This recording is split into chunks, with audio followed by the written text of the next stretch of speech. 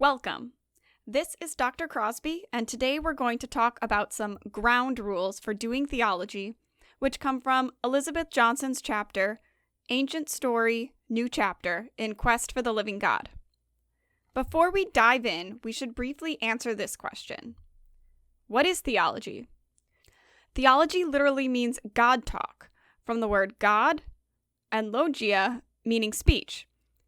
You might know that words ending in ology often mean the study of. We might also think of theology as the study of God. To do theology then means to critically reflect upon and apply the meaning of God's message as revealed in Christian scriptures. We are not only going to read about theologians, but hopefully also do theology for ourselves, meaning critically reflect ourselves on who God is and what God means for the world today.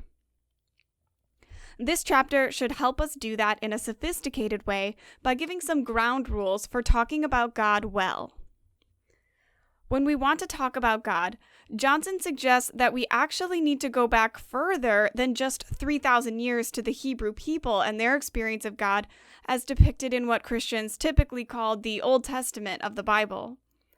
Johnson says we should actually go back more like 30,000 years to the earliest signs of spirituality on planet Earth.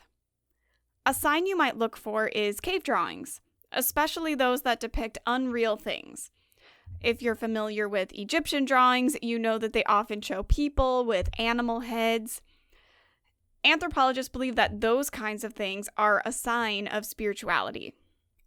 Another thing we might look for is intentional burial, especially burial with objects or artifacts or food that the people might have thought would be useful for the person who died in an afterlife. In an early society, those kinds of tools or food would have been essential to keeping the living community alive. So to bury those with the dead is a sign that they believed that there was something that was coming next for that person. And they wanted that person to be prepared, even at the expense of their own community. So, how long ago did these signs emerge? Cave drawings go back 30,000 years that we've found. Intentional burial perhaps goes back as much as 100,000 years. That means the earliest examples aren't even from Homo sapiens. They're from Neanderthals. So this is something we have to consider today that wasn't even on people's radar in the past. The beginning of the search for spirituality perhaps actually predates what we normally consider human beings. Fast forward now to the people of the book. These are your Jews, Christians, Muslims. All of these religions believe that God is somehow revealed in the words of their various scriptures. And yet, despite this written down on the page explanation of who God is, these communities all continue to search for God and God's presence in the world today. So theology is a task that is never finished. We keep looking for more. And the more we get a taste of God, the more we desire to have more of God and to know more about God. The central question for us from this chapter is how we can search well. Johnson gives us 3 ground rules that we're going to try to follow, and these are really important. The first rule is to keep in mind, as we begin to try to talk about God, do theology, is that the reality of the living God is an ineffable mystery beyond all telling. Ineffable is a word that means we can't put it into speech.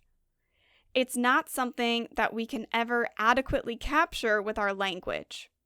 So whatever we say about God, we know right off the bat that it falls short of who God actually is. Because our language just can't really capture something as big and transcendent as God, we get rule number 2. No expression for God can be taken literally. This means we need to use analogies, metaphors, symbols. These are all ways of talking about God in a figurative way or a non-literal way. For example, when I call God a shepherd, I don't literally mean that God is somewhere up in the clouds leading sheep.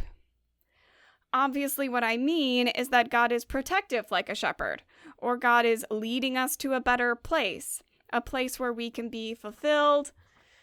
And so I'm using the image of a shepherd in a non-literal way when I apply it to God. The third rule.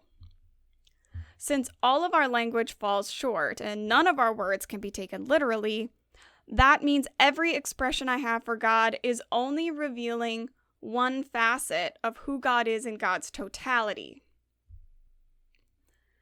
Consequently, if we really want to try to understand God, it's going to be necessary to give God many names.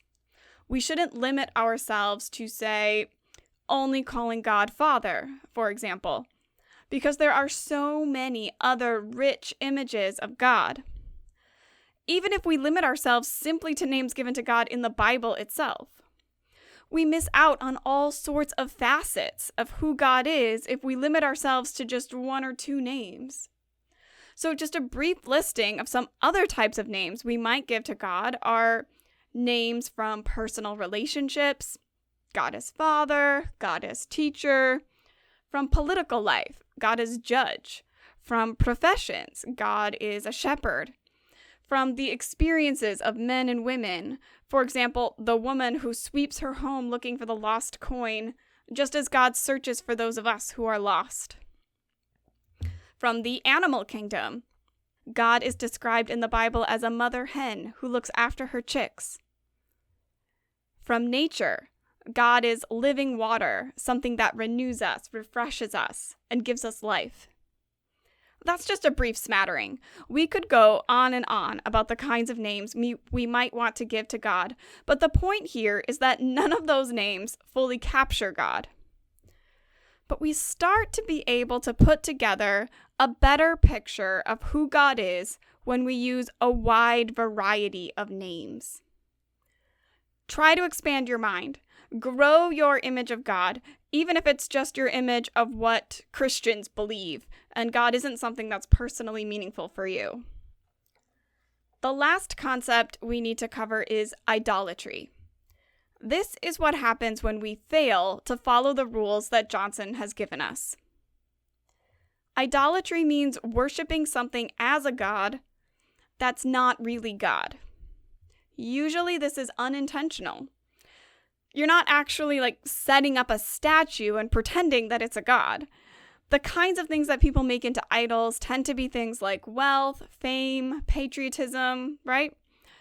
You might not call it God, but you perhaps treat it as the most important thing in your life, the thing that your very existence hangs on. But idolatry can also come in a sneakier way, even than that. And that's when you think you're worshiping the true God, but your image of God has become so limited or so distorted that it really doesn't resemble the God of Christianity at all anymore. And the ground rules that Johnson lays out are particularly helpful at combating that form of idolatry by reminding us that our God is always bigger than the words that we've used.